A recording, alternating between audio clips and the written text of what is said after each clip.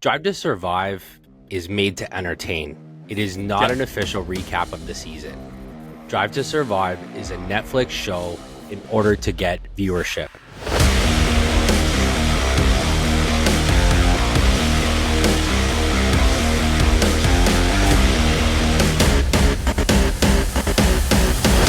What's up, everybody? Welcome back to Formula One True North, the Canadian Formula One podcast. We're back with the boys. We got Ed and Thomas. Missing in action today is our boy Walker. He's on March break, so I get it. But today we are going to get right into it. We are going to be talking about the newest season of DTS Drive to Survive. There's been a lot of controversy going around about the new season, and it's brought up controversy from old seasons. But while I have you guys here, what are your thoughts on Drive to Survive as a whole? And then get into what you think about what went on this season. Honestly, like the first few seasons during the heat of the pandemic, it was good. Like it, as I said, like in previous seasons, that they literally copied what the UFC did in order to kind of bring back the love for the sport, the love for um, just seeing the back, the back end or the behind the scenes of what's happening within the sport, and humanizing pretty much the entire experience. And it worked for the UFC. Now they're a multi-billion-dollar company, and yeah, the recipe is there. A lot of different industries, a lot of different sports, entertainment have done the exact same thing, and it works.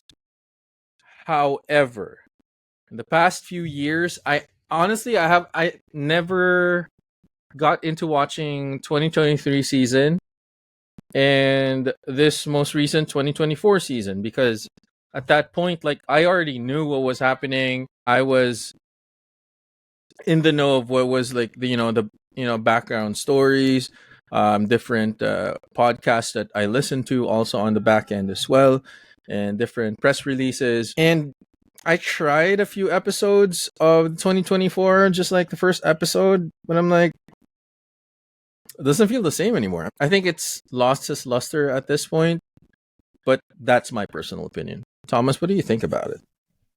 So overall, I really love the series, or at least I used to when I first started watching as well. It really brought me back into the sport, made me curious about all the drivers, the teams.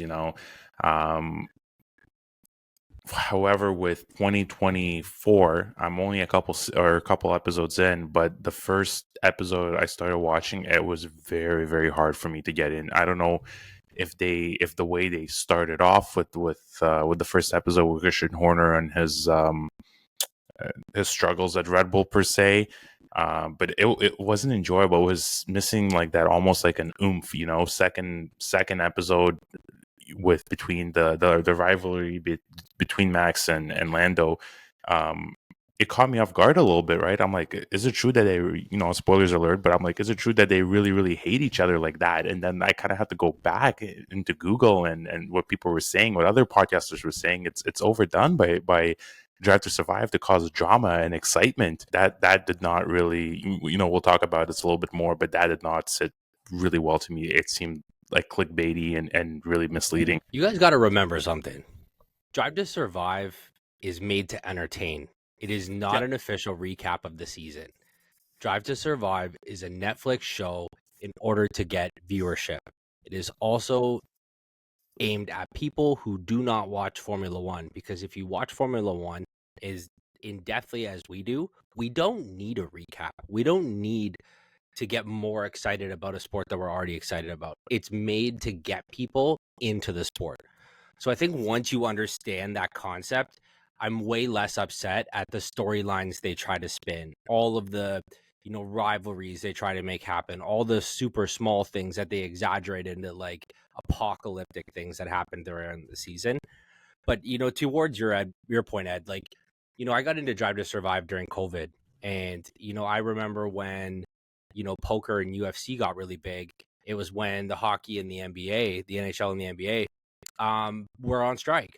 And so you take these little moments of time where people's attention is up for grabs and you pounce on it.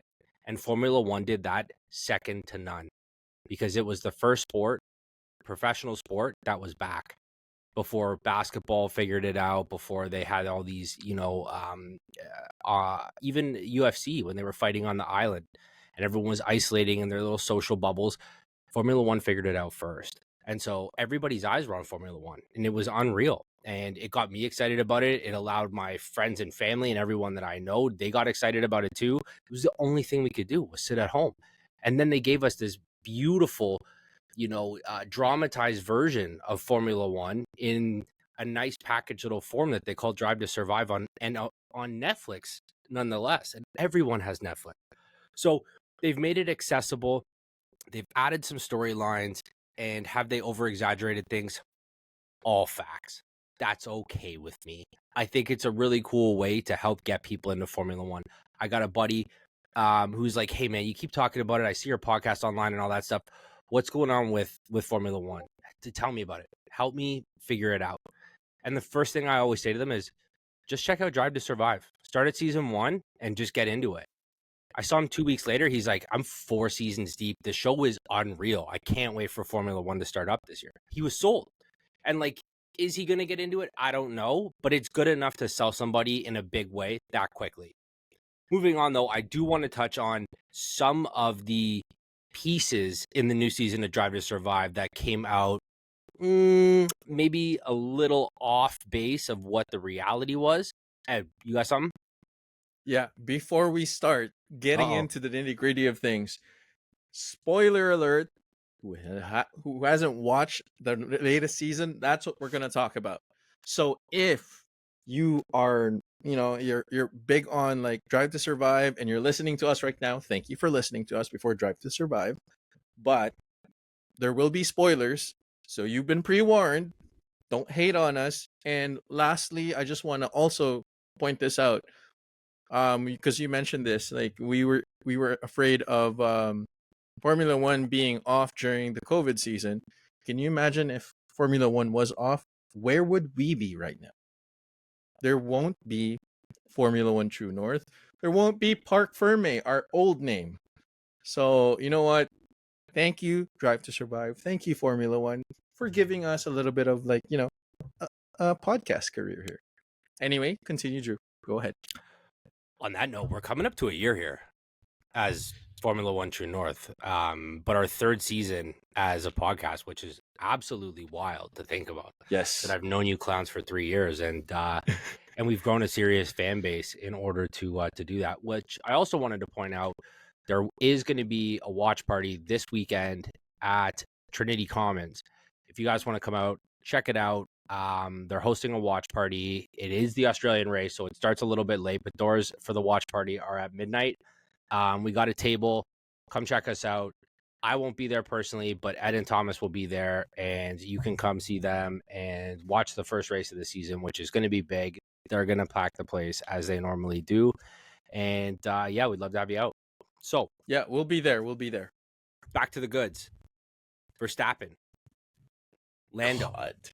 in this fake ass rivalry that they tried to conjure up during the 2nd episode. You know what? It was funny because I was kind of half watching it while I was like scrolling, cooking there, doing the, you know what I mean? And I was watching, and it was like, I saw the pieces of how they kind of spliced this together, and I was like, Max didn't say that. I saw him, all of the drivers ran up and gave him a big hug. Congratulations, because the whole Lando no-win thing, was finally over. His curse was broken, and every single driver, every single team principal was happy for him. So yeah, but that doesn't make for good TV. Nobody wants happy, rainbows and daisies all the time. People want to see they love the drama. So that's what they're trying to give them. But what else did you guys find that was a little bit, misleading or controversial? They wanted to pin Max Verstappen as the evil dude, as the antagonist of the entire show, because he's like, he's the man on top, he's the man to beat. And then, you know how everyone loves an underdog story. And they had to do that because everyone else in the entire grid, and and as you just said, Drew, the entire grid, everyone said congratulations to Lando, and they needed to kind of set that balance. and Max was there. Oh, I personally didn't like it. I didn't like the rivalry that the one that they ended up making it to be. I think it was too much, and I get it, the entertainment value. I get your point, Drew. Who watches a happy story? No one wants that. Everyone wants that, fighting, that drama, and it's okay to a point. But as I was saying before, it even got me for a second, and that's kind of, if it got me, I can't even imagine getting someone new.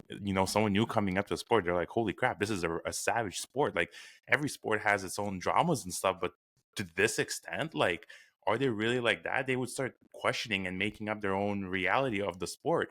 And I think I don't know if overdid it is the right word, but I think they pushed it a little bit too much.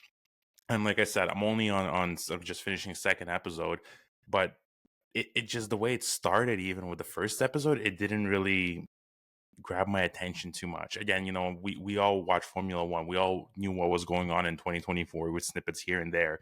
Drive to Survive puts a whole different perspective and drama over it, and it's now you get two conflicting stories. And again, as someone as a new fan, you wouldn't really know, in my opinion, you wouldn't really know who to believe. Do I believe the media, what they're saying, like at F1 websites or something, or do I believe the show, or there's something more that they're not telling us, right? So I personally thought it was too much for me personally. Like, I get it, the entertainment value and all, but just overdone. I want to piggyback on what you were saying there, because you're right. When I first sat down and started watching it and the first episode came on, I was watching it, and the whole Christian Horner controversy, like, that was the first thing that came up, because in reality that did happen just before the first race. So like it was chronological in a linear timeline, which I'm cool with. But it also got me. I was like, was this a bigger deal than it was? Like, I knew we talked about it, and like, we had a couple episodes where we were talking about Christian Horner getting handsy at the Christmas party, because it was kind of like just after like the Christmas New Year's when this news got dropped. But I bought into it. Like, Drive to Survive sold me, and I knew the truth. So that means they're doing a good job at it. But let me ask you this then. Do you think they're doing such a good job at manipulating the truth that they're potentially like tarnishing Formula One's image? Because that's a big portion of what they have going on. Liberty Entertainment protects, Formula One as good as they can, because that's their bread and butter. I don't think so. Because, as you said, this is all about entertainment value. This is targeted to people who have no clue what the hell Formula One is. They have no idea who Max Verstappen is. They have no idea who Lando Norris is. They just absolutely zero knowledge. So it hits the mark on that. I think what would be more alarming is possible future ramifications of how drivers would react and when they're being filmed by Drive to Survive. The authenticity of the way they portray themselves in front of the camera, because whether you like it or not, it's part of their contract that they need to be interviewed and whatnot. And maybe Max Verstappen might be super pissed off after the season, because he has been vocal in the past few years, but this year he was like, "Nah, this is not cool. This is not what I said. This is not how I felt about things." And he might pull a Kimi Räikkönen, wherein when he's being interviewed, one word answers. So, I mean, at this point, it's on the producers now. What kind of content are we going to get from the world champion if he's going to be like that? I think that's my biggest worry. See, for me, and I'm pretty sure you guys can guess it, yeah, I think it is tarnishing. I think they're pushing a narrative that's not necessarily true, and I don't think that's right.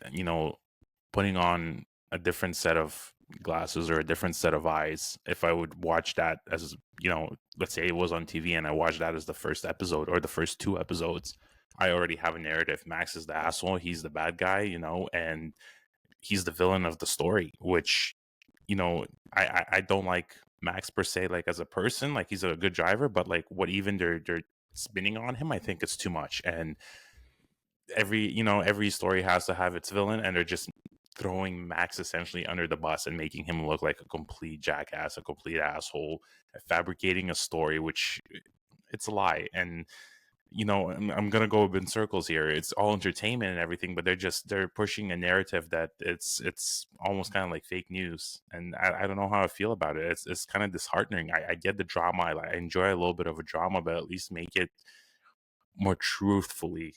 I guess that would be my issue. Again, like they might not see the entertainment or the value in that, but are you trying to make something relatively real or close to that, or are you just fabricating everything? Because if that's the way, season 7 we're at right now, right?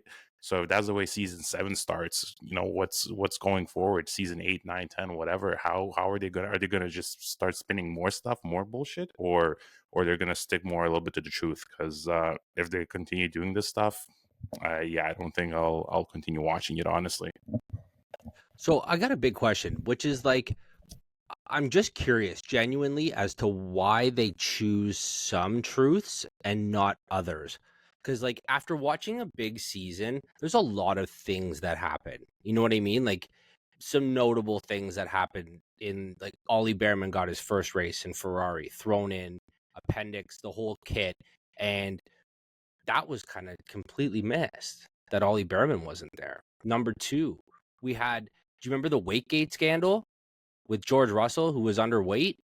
So, like, he won that race pulling some magical tire whisperer strategy, and then he ended up getting disqualified for that, and Lewis Hamilton ended up. So, like, where were those? Like, those were highlights. Like, that was crazy. We did whole podcast episodes on that. Like, that was a real thing. Like, Ollie Bearman coming in, like, that was like, we were praising that there are some significant things that happened in the season that were completely missed by Drive to Survive. Now, my question is there an actual reason? Like, was it they weren't trying to paint Mercedes as incompetent? Like, was Mercedes like, whoa, you can't put that in there, that we screwed up so bad that, like, George lost a win? Like, I'm just trying to understand the logic, because they clearly could film the race. I can understand, like, oh, we weren't allowed to film this show in Belarus or whatever the fuck, you know what I mean, because of whatever legal reasons, so they miss a whole race. I get that they're not at every single race during the Drive to Survive series, but you were there at the race when George quote unquote won, where the Weight scandal happened, and then they just neglected. In my opinion, that's a much better narrative, especially for new fans, to understand that, like, these are the things that happen after the fact, that somebody could walk out of there with a trophy and then have that trophy taken back hours later, days later sometimes. So, like, to me, I just think that I don't understand their end game. I think if they're like, I get that they're trying to build excitement, but to me, that was more exciting than the reality that they gave us. Oh yeah. I think, I agree with you, Drew. I think that was a huge missed opportunity in Drive to Survive, and I don't know what was their reason for that. Maybe there is some teams that said no, don't film this, or we don't want this, and they respected it. The other part is, maybe they didn't see the value of showing that, which is, to me, it's boggling, because that stuff was really entertaining. Like you said, Drew, we talked episodes about all these guys, what happened, and Drive to Survive completely ignores it, but concentrates again on Max Verstappen and Lando Norris rivalry, which is fine on its own, but, like, come on, it's I don't know what was their end game. I really don't know why they did it, and it's a huge missed opportunity, because I think that would have been really cool to see on the show, and given a small explanation to see how the drivers felt and reacted while they're on camera, but instead just nothing. And just disappointing. So to answer your question, I don't know why they chose not to do it. It just doesn't make sense. Yeah, I mean, we can't be beating the dead horse, but I have to say this too. Like, my biggest miss was Lewis Hamilton's first win since 2021. I mean, come on. Like, he is the 7-time world champion. He hasn't won a race in ages. And they didn't even, like, put emphasis on that. Adrian Newey moving into Aston Martin. Yes, they put enough emphasis on Red Bull with Christian Horner and Max Verstappen versus Lando Norris, but that's another big thing that they glossed over. So, I mean, at this point, I have a feeling the referencing F1’75, that guy that missed the installing the wheel on the Mercedes car. I think he was a producer or the script writer of the entire thing. Honestly, he missed the mark all to it, all the way. Like, not only did they gloss, like they glossed over all of the important stuff that they should have talked about. They misrepresented a lot of facts. They misrepresented a lot of drama that weren't really drama per se. And hey, who knows? Maybe next season, Drive to Survive, they'll do better. Whoever did the script writing for this one might actually get a slap on the hand and might get the axe. But yeah, definitely not a good look. But then again, they'll never learn until they make mistakes. I wonder too, because another big portion of what happened last year was, they mentioned the internal struggles going on with Christian Horner, but that was done and dusted like the first 2 episodes in Drive to Survive. They kind of put that to bed and didn't bring it up for the rest of the season.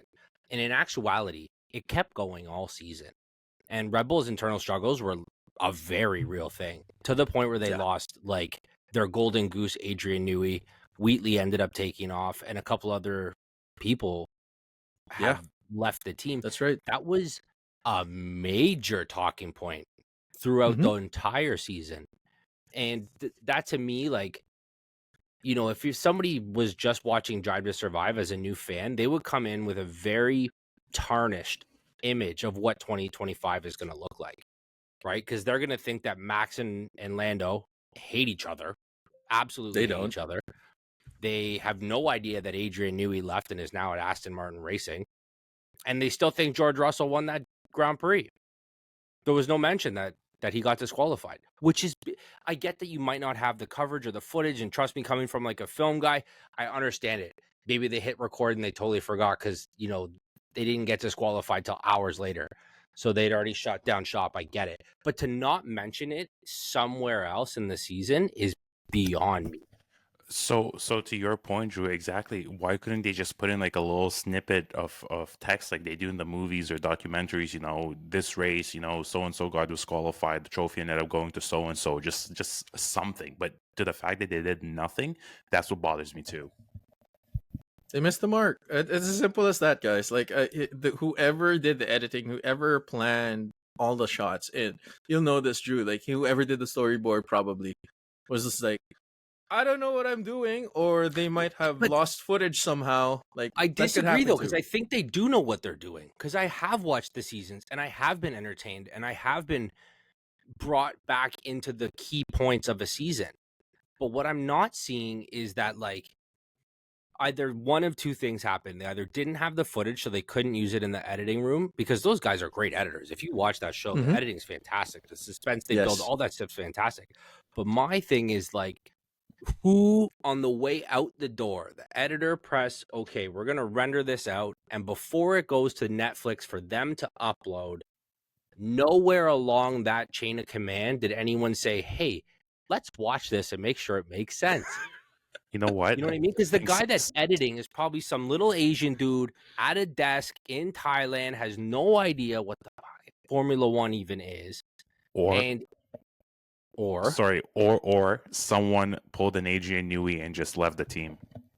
There you go. Halfway through the editing, they're just like, yeah, I'm out of here. This party sucks and it smells like farts in here. And he just Quite a real possibility. Yeah. So do you guys have any other crazy points about Drive to Survive, at least this season, that you like or don't like? I mean, like, I want to go down the path of like, now with us talking about this, like there's the one side of the coin we're in. We want extreme amounts of drama, extreme amounts of tension, and elaborating entertainment as well, issues and whatnot.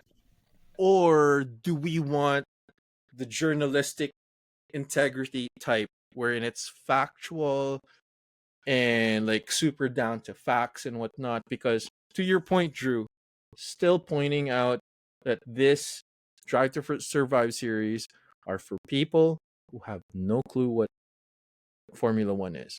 And mind you, these people that are watching, they're on their 4th season now. So probably they would know about Formula One already because they've been watching. They're 4 seasons in. As So a Formula where do One you guys fan, put yourself?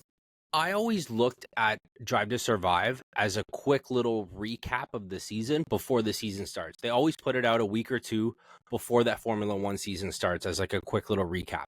And to me, it was always historically like a little reminder who won what races, what were the highlights, what, you know what I mean? Like what was kind of going on behind it. And then there was always this little tidbit of like the things behind the scenes that we never saw, right? That the coverage on TSN and Formula One TV or wherever you're watching it, we don't get to see.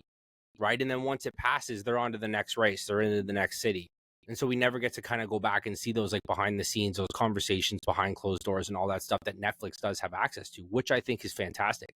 What I don't think is fantastic is the fact that they're manipulating those conversations, clipping things with other things, misrepresenting entire portions of a season and rival or quote unquote rivalries or disagreements between teams, all that kind of stuff. It just doesn't make sense to me because you're not spinning. It was a good season. It was. It wasn't like it was a max fantastic domination. season. It was a great season. You didn't Yes. need to lie about it. Like there was No. nothing that needed to be exaggerated. It was a great season if you just played it out, gave us a little behind the scenes, and then played it out properly. Like Yeah, I just don't see it. they could have essentially recorded the whole truth, presented the whole truth. Obviously, they would have added their own Drive to Survive spin, and it would have been amazing. It But would have that's been again, fantastic. it's another huge missed opportunity. And I don't know what were they thinking? Did someone quit? Did someone not give enough of a or they just got lazy, or someone just said, hey, let's essentially misrepresent and create drama and excitement. And I think for us like hardcore fans, that left, or at least for me, it left a bad taste in my mouth. Yeah, it sucks in a way because like you're right, Drew. Like I couldn't even say enough about last season. Like I was pretty vocal about how the season was just like fantastic. Starts with Max Verstappen, then a little bit of a fall, Ferrari showing up a little bit and then falling. Like and then McLaren showing up and then so many things. Like they could have done better. They could have done. It was the most fantastic season in the past decade of Formula One. And why? So, but either way, like, and that's where my personal point of view on that end is, had they kept the journalistic integrity and then added their flair, which they've done for the past how many seasons, even from the very start, they would probably have racked a lot more people. Less controversy. And on top of that, if the drivers see like this is what we really experience, they'll probably be a little bit more candid because they're represented properly in this series. So, Drive to Survive team, please listen to the Formula One True North crew because you know what? We're giving you all the juice. Just get it done right. Listen to us. Maybe consult with us too. All for it. We're right here. Now, I want to throw a quick question to you guys. Considering how I'm just watching a second episode, but considering how this Drive to Survive season went, how they represented Max and Lando, do you think there's a possibility that some drivers like Max wouldn't want to participate anymore just because of the way they're being represented by the show? Possibility. High possibility. This is why Max hesitated participating in the first seasons, because he knew he was going to get painted as the bad guy, and they did. And that to me was just like, why are you making his dreams a reality, his nightmares a reality, right? Like this is the last thing. Max is at a point now that he doesn't care. He knows he's the best, so he just doesn't care. But this is the exact reason why he didn't want to be in the first couple seasons, and he wasn't. he had no interest because he's like, no, I know what you guys are going to do. You need a villain. And you knew he was going to get painted as a villain because that was when they were going toe-to-toe, blow for blow with Lewis. And I don't want to keep kicking a dead horse. We're done with this. We shit all over Drive to Survive this season. I think the filming was really cool. The camera work was cool. The editing was cool. The drivers were even cooler. I just think they did something with it that didn't need to be done. On that note, we're going to move on. While we have a quick pause here, check out our socials. If you're not sure what Discord is, jump into Discord, download the app. It's worth your time. We got a bunch of dudes in there. We're having a great time talking about Formula One all the time, and it's fantastic.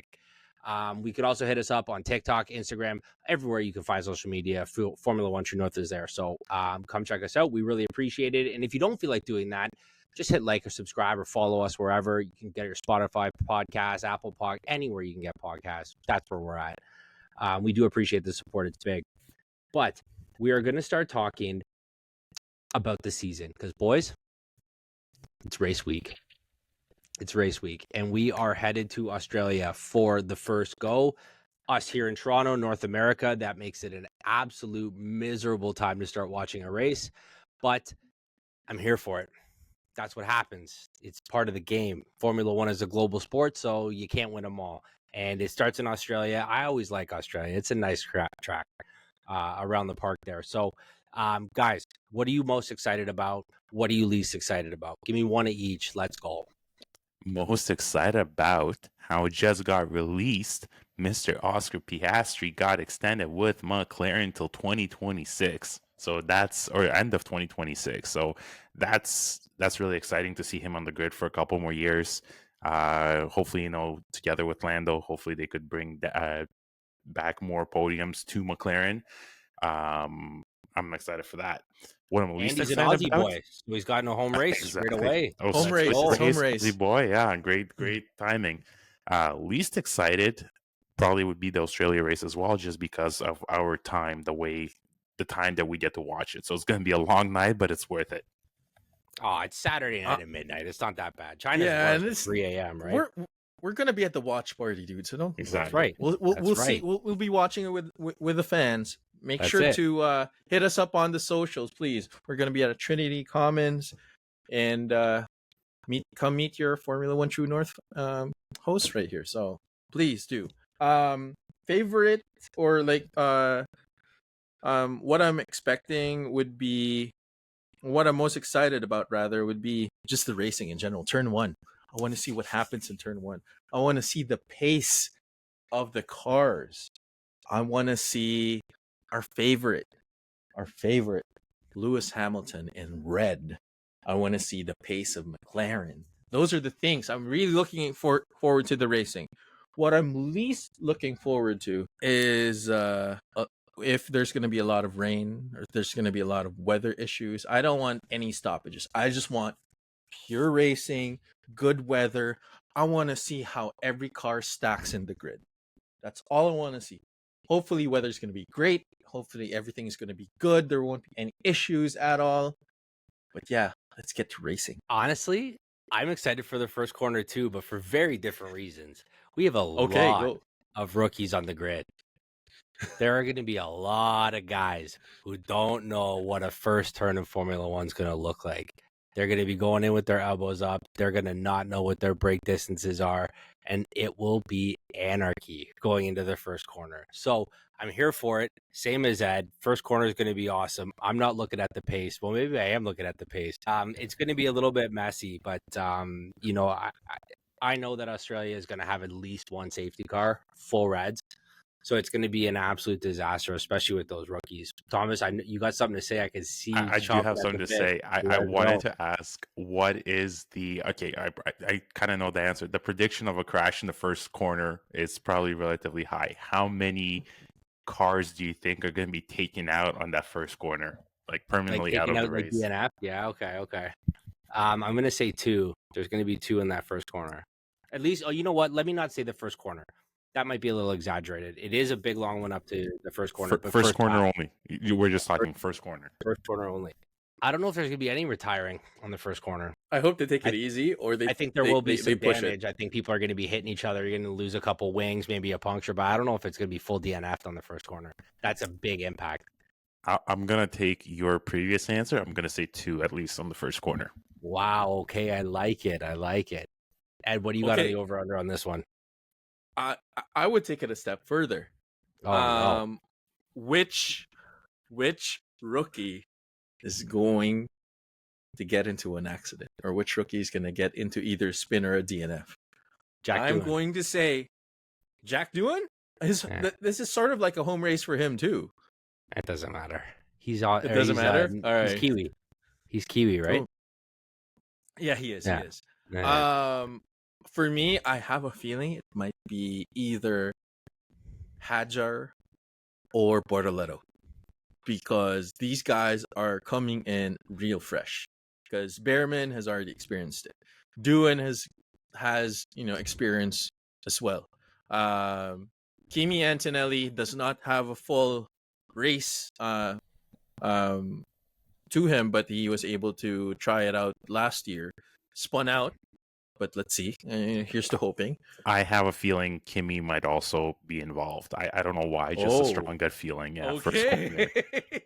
Okay. Total was like probably it, going to be boys. on you after that. I like but... it. All right. Well, how about you, while Drew? we're Who on- do you think? Who's honestly, I think Doohan's going to be into something. For some reason, I have a feeling that Albon is going to be into some. I know he's not a rookie, but I just have this feeling that Albon's going to be doing something stupid, and I know there's that S bend, and I think he's going to get absolutely clipped there, like George did last year. Wasn't it Alonso and George? Was it? I can't remember. Anyways, yeah, I think that Albon is going to get into something this weekend. But let's get some predictions for the podium, boys. Give me a 1, 2, 3. Oh my God, here we Remember go. do you remember when we had an entire season where we had a 2, 3, 4 prediction because Max was always number 1? Yeah, that's 2023. That was a real thing. We just didn't bother talking about the first place. We just gave it to Max. So exactly. Give now me a it's 1, not. 2, 3. New season, new us. Look at us. Let's do it. Okay, so for 1, I'm gonna say the McLaren boys, either Lando or Norris. But I have a feeling they're gonna be Lando and Norris. Lando or Norris, or Lando or Oscar. You knew what I meant. Lando or Piastri. Oscar. Yes. Okay. 2, I want to say Max, believe it or not, which I don't. I have a feeling he's going to come back strong. And 3, Sainz. Wow. You know he doesn't race for Ferrari anymore, right? I know. Wow. I mean, I love Sainz. before- I love Williams, but damn, that's reaching. Honestly, that is reaching. That's reaching. I mean, That's reaching. I'm gonna go Lando, George, Charles. Okay. All right. I'm going to go Oscar because I'm rooting for McLaren. It'll be Lando P2. Wow. Hamilton 1, P3. 2, really, eh? That's a big papaya podium. Hamilton P3. All right. Well, I hope you're right, dude. I hope you're right on that. Like, I hope I'm right because I like being right, but I hope you're right because I like your guys. Yeah. I hope I'm right with Sainz, because then I could just say You're not going to be right with Shit. Sainz. I hope you're right because If you I am if you rooting pull for out this him. dark horse, buddy, I'm buying you a new microphone on me. watch Sainz is going to take like P3 or higher now. Watch. Yeah, right, buddy. This guy sounds like he's screaming into a tin can. It still blows my mind. He goes to get a new microphone, and I think he gets a worse microphone. Fucking blows my mind. Anyways, is there anything else you guys want to add? We are going to be skipping our favorite game show, the best way to end every episode, unfortunately, this week, because Walker's missing. And if you have a guy missing, we can't just go get cheeky points like that because that's just unfair. We don't play that game because, well, we're Canadian and we're polite as hell. So we're going to skip that this week, guys. But did you guys have anything specific you wanted to talk and or mention before we head out tonight? No, I think from my end, I think I'm good. Just looking forward to racing. We're back. I Baby. know. We're back. I know. We're back. Let's go. While Christian Horner's drama doesn't seem to be ending, he's back in, I think, court to settle that tribunal with work, and there's a media blockage on that too. So his nightmares cannot get away from him. So there's that. So let me ask And- you this. I don't know how much you know about it, but for a little bit of clarification for myself and the listeners, is it the same thing just finally getting into court, or is it new shit that's getting stirred up? Because those are very different things. I know the court process takes a long time. So like ultimately like a year ago, it got to court and now they're finally dealing with it is totally kosher. Yeah, so it's still the same thing, same people involved. I know, as we all know, he got cleared twice, and I think the person appealed it again. So now it's going to like a workers' tribunal court or something. There's a media gag on it in the UK, so no publications, no one's allowed to talk about it. Red Bull hopes they could settle this out of court.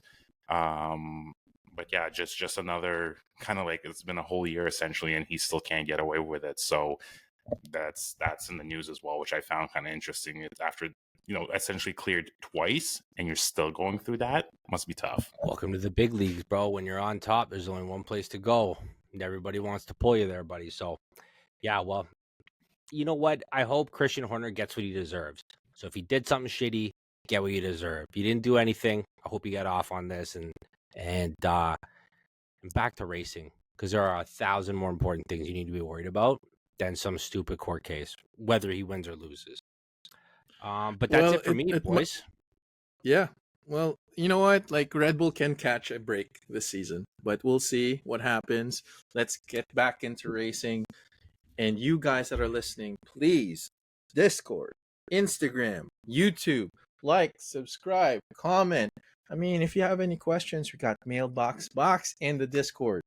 Feel free to reach out to us. See you this weekend, Trinity Commons. Your boy Ed and Tomas is going to be there. Drew's not going to be with us, but he's going to be there in spirit. I don't know about Walker. He's all March break at this point. We'll see. But yeah, let's get racing. That's it. Ciao for now, boys. Peace.